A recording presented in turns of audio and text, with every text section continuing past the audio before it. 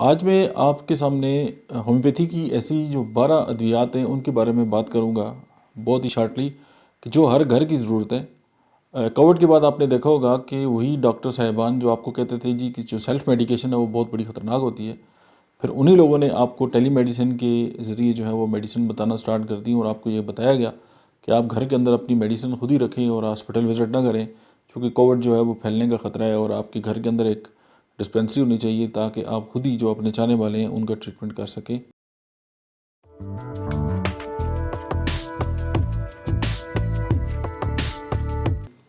ये तो उन मेडिसिन के बारे में बात हो रही है जिनके लिए बहुत ज़्यादा जो है वो प्रिकॉशंस भी हैं और बहुत सारे मामलात ज़ाहिर उनके साथ हैं, मैं उसका ज़िक्र नहीं करना चाहता। आज हम बात करेंगे कि होम्योपैथी की ऐसी कौन सी अद्वियात हैं कि जो मैं आपको रिकमेंड करूँगा कि ये हर घर के अंदर होनी ज़रूरी है, और इनकी चूँकि कोई साइड इफ़ेक्ट भी नहीं है और इनके लिए ये जो मेडिसिन है आपको एक बहुत बड़ी परेशानी से भी बचा सकती है। फॉर एग्ज़ाम्पल रात को किसी बच्चे को कोई मसला हो गया या किसी के पेट में दर्द हो गया या किसी के कान में दर्द हो गया या डायरिया हो गया या कोई चोट लग गई है, तो ये सारी जो चीज़ें हैं वो आप ख़ुद जो है वो उसको जो है वो ट्रीट भी कर सकते हैं। और होम्योपैथिक मेडिसिन का जहाँ तक आप लोगों के जहन में या बहुत सारे लोगों ने बहुत सारी बातें मशहूर की हुई हैं होम्योपैथी के बारे में, जो मिथ्स हैं जिनका हकीकत से कोई ताल्लुक भी नहीं है, जो होम्योपैथिक बड़ी लेट जो है वो काम करती है। होम्योपैथिक मेडिसिन से तेज़ तरीन दुनिया की कोई दवाई काम नहीं करती, क्योंकि इसको ना तो एब्जॉर्प्शन की ज़रूरत है, ना इसकी जो प्रोटीन बाइंडिंग है उसकी ज़रूरत है, ना इसको पीक प्लाज्मा कंसनट्रेशन की ज़रूरत है, चूँकि ये क्वान्टिटेटिव में है ही नहीं है। ये डायनामिक मेडिसिन है और जो ही ज़ुबान पे लगती हैं और वहीं से अपना काम जो है वो स्टार्ट कर लेती है। सिर्फ शर्त यही है कि होम्योपैथिक की जो मेडिसिन है वो एप्रोप्रिएट हो उस सिम्टम्स के साथ। और जब सिमिलर का जब कंसेप्ट आता है तो होम्योपैथिक मेडिसिन जो है वो सेकंडों में जो है वो ये भी देखा गया है कि बड़ी सी बड़ी जो बीमारियाँ हैं उनको ख़त्म करने की कुदरत जो है वो रखती है। तो आज ये जो हम आपको 12 मेडिसिन जो है वो बता रहे हैं, उसमें ये है कि ये जो फार्मास्यूटिकल कंपनीज़ हैं इनको भी इस तरह की जो है वो पैक बनाने चाहिए, ताकि जो लोग अपने घरों में मेडिसिन रखने चाहते हैं तो ये मेडिसिन वो अपने घरों में जो है वो आसानी के साथ जो है वो परचेज़ करके रख लें और जब ज़रूरत पड़े तो वो ख़ुद ही इसको इस्तेमाल कर सकें। और उस तरह होम्योपैथी की जो पॉपुलैरिटी है उसमें भी इजाफा होगा और इसके हवाले से जो लोगों के जहनों में मिसकंसेप्ट डाले गए हैं वो भी ख़त्म हो जाएंगे और उनको समझ आ जाएगी कि होम्योपैथी कितनी इफेक्टिव जो है वो वे ऑफ ट्रीटमेंट है। सबसे पहले हम बात करेंगे कि एक शोराए आफाक होम्योपैथी की जो मेडिसिन है उसका, दैट इज़ एकोनाइट नेपलेस। जब भी कोई स्टूडेंट होम्योपैथी में एडमिशन लेता है तो जो पहली मेडिसिन जो पढ़ता है वो एकोनाइट की है। एकोनाइट जो है वो एक ऐसी मेडिसिन है कि जो सडन ऑनसेट ऑफ फीवर जो है वो उस पर काम करती है और हेडेक पे इसका जो है वो बहुत ज़्यादा जो है वो रोल है, और साथ जो है वो सोर थ्रोट पे। अगर किसी को सीज़न चेंज हुआ है, सोर थ्रोट हो गया, साथ हेडेक है और अचानक जो है वो बच्चों में बुखार हो गया, तो ये बहुत ही ज़बरदस्त मेडिसिन है। आपके घर में हो और आपको पता हो कि जी इसकी चंद खुराकें जो हैं वो पेशेंट को देनी है और आपका जो पेशेंट है, बच्चा है, बड़ा है, कोई भी है, वो बुखार से उसकी जान छूट जाएगी, जैसे कि आप मुज़र सेहत और केमिकल की जो मेडिसिन है आप उनकी तरफ जाएँ। मैं किसी तरीका इलाज के ख़िलाफ़ नहीं हूँ, जस्ट कंपेरेटिव स्टडी के लिए आपको ये बताना चाह रहा हूँ। नंबर 1। सेकंड मेडिसिन जो है वो एक बहुत ही शोहरत रखती है और इसको होम्योपैथी से ज़्यादा भी एलोपैथिक डॉक्टर जो है वो इस्तेमाल करते हैं। और अमेरिका के अंदर तो हर एलोपैथिक डॉक्टर जो है वो इसको ऑपरेशन के बाद जो मोस्टली जो लोग लिखते हैं, हर एक तो नहीं लिखता, लेकिन ये कि ये इस्तेमाल होती है क्योंकि इसका अपना एक बहुत बड़ा जो है ये ब्रॉड स्पेक्ट्रम जो है वो मेडिसिन के तौर पे काम करती है। उसका नाम है अर्निका मोंटाना। अर्निका मोंटाना जो है कि ये ऐसे जो इंजरीज़ हैं और ऐसे जो ज़ख्म हैं ये उनकी मेडिसिन है कि जो कंसील्ड हो, यानी ऐसे ज़ख्म जो ऊपर से बंद हो या खुले ना हो, या अंदरूनी जो चोटें हैं, या किसी को कोई चोट लग गई है, कोई गिर गया है, किसी को कोई जो है वो ट्रॉमा हो गया है, लेकिन ये कि उसके अंदर से खून जो है वो नहीं निकला और वो कंसील्ड है और वहाँ पे नील पड़ गए। आप अर्निका मोंटाना की चंद खुराकें दें और आपको रिज़ल्ट मिलेगा विद इन फ्यू मिनट्स। आप देखेंगे और हैरान हो जाएंगे कि जो दर्द है वो किस तरह जो है वो गायब हो चुका है। तो ये फ़र्स्ट एड के तौर पे ये हर घर की ज़रूरत है और हर घर के अंदर ये होनी चाहिए।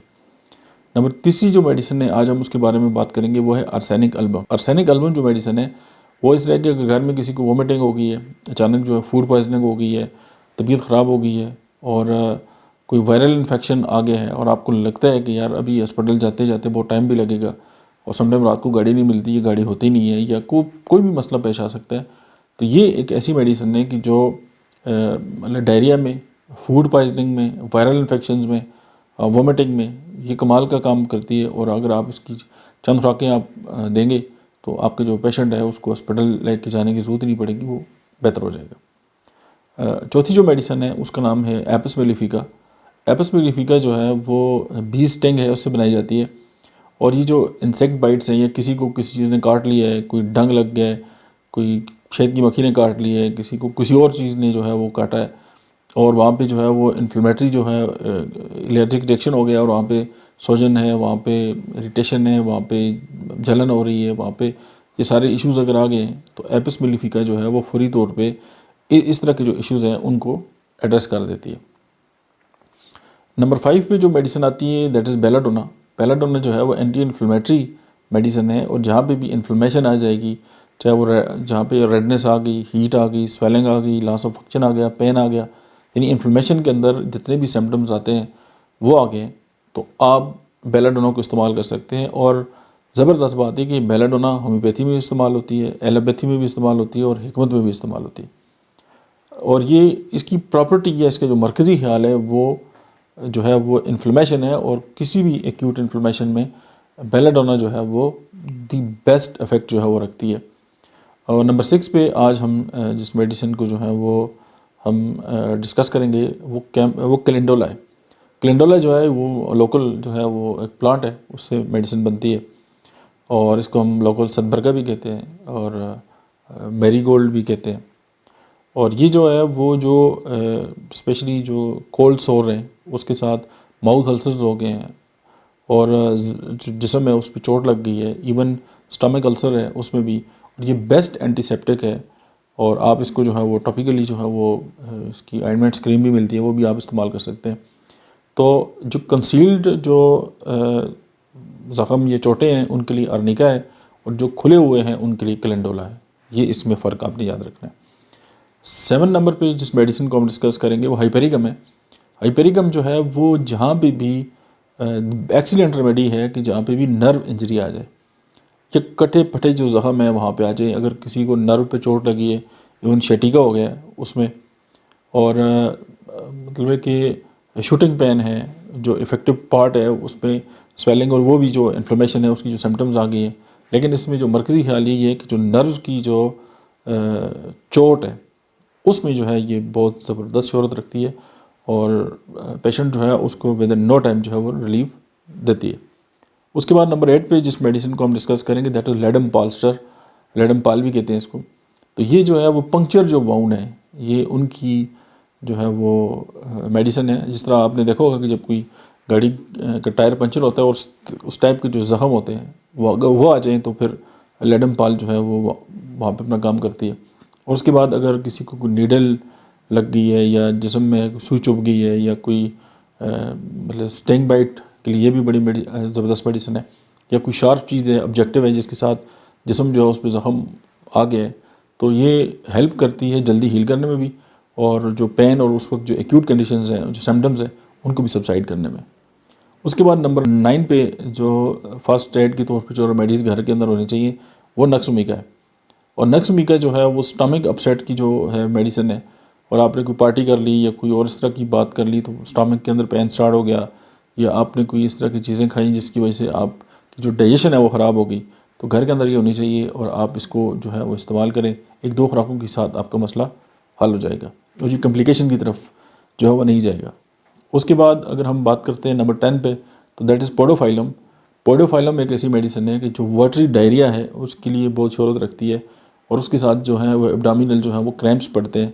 तो अगर आप किसी भी बच्चे को या बड़े को इस तरह की कंडीशन आ गई है, तो आप ये मेडिसिन जो है वो देकर फौरी तौर पर उसको रिलीफ दे सकते हैं। 11वें नंबर पे हम जिस मेडिसिन के बारे में बात करेंगे दैट इज़ रिस्टॉक्स।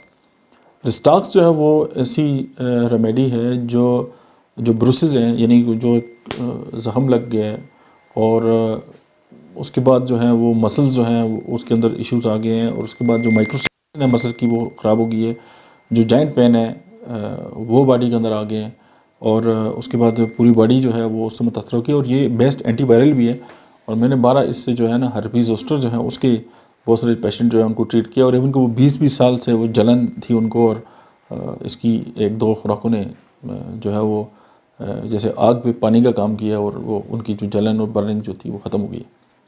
और ये रिस्टॉक्स जो है वो वैसे भी घर के अंदर जब मौसम बदलता है तो उसके साथ बच्चों में बड़ों में इसके सिम्टम्स आते हैं। और अगर किसी के ऊपर बारिश हो गई और वो घर के अंदर चला गया है, तो गर्म जगह पे गया और उसके बाद उसको बुखार सर्दी स्टार्ट हो गई है, तो रिस्टॉक्स से बढ़ के कोई दवाई नहीं हो सकती। इवन ये टाइफाइड में भी बहुत बेस्ट जो है वो अपना इफेक्ट रखती है। उसके बाद नंबर 12 पे जिस मेडिसिन का हम जिक्र करेंगे दैट इज़ समफाइटम। समफाइटम जो है वो फ्रैक्चर हैं, फ्रैक्चर की जो पेन है उनको जो है वो रिलीफ देती है, और उसके बाद ये जो रैपिडली जो हीलिंग है उसको प्रमोट करती है। और ये हड्डी जोड़ इस दवा को भी कहते हैं। और इवन ये आँखों की जो चोट है उसकी भी मेडिसिन है। अब ये जितनी मेडिसिन हैं, ये 12 जो मैंने आपके सामने जिक्र किए, आप इसको लेके अपने घरों में रख सकते हैं, अपने ऑफिस में रख सकते हैं, आप इसको फर्स्ट एड के तौर पे जो है वो इस्तेमाल कर सकते हैं। लेकिन एक बात याद रखें कि होम्योपैथी दुनिया का दूसरा बड़ा तरीका इलाज है WHO के मुताबिक, और ये दुनिया में इसको करोड़ों लोग जो हैं इससे मुस्तफ़ीद होते हैं। लेकिन होम्योपैथी अपने आप में एक इनफरादियत रखती है, और जो हर मरीज़ के लिए इसकी जो सिम्टम्स हैं, इसकी जो प्रेजेंटेशन है वो अलग होती है। आप ये सारी मेडिसिन इस्तेमाल ज़रूर करें, लेकिन होम्योपैथिक डॉक्टर का जो मशवरा है उसको जो है वो कभी भी जो है वो ना छोड़ें। और आप कोई भी मेडिसिन इस्तेमाल करते हैं तो वो आप अपने डॉक्टर अपने मालिज के मशवरे से इस्तेमाल करें। ये जो फर्स्ट एड के तौर पे आपको मेडिसिन बताई है, आप वक्ती तौर पे इससे आपको बेनिफिट होगा। गो के होम्योपैथी जो है वो वक्ती तौर पे काम नहीं करती, वो पेशेंट को बिल्कुल क्योर कर देती है। लेकिन एहतियातन आप अपने फिर जब आप इमरजेंसी के फेज से निकल जाएँ तो आप अपने डॉक्टर से मशवरा करें। आप जो भी आप तरीका इलाज इस्तेमाल करते हैं, हम किसी तरीका इलाज के ख़िलाफ़ नहीं है। जो वीडियो बनाने का मकसद ये है कि आपके पास उस वक्त फर्स्ट एड ऐसी होनी चाहिए, कोई आपके पास इस तरह की मेडिसिन ज़रूर होनी चाहिए जो आप अपने घर में रखें, और आप जिनसे प्यार करते हैं, जिनको आप चाहते हैं, आप उनको रिलीफ दे सकें।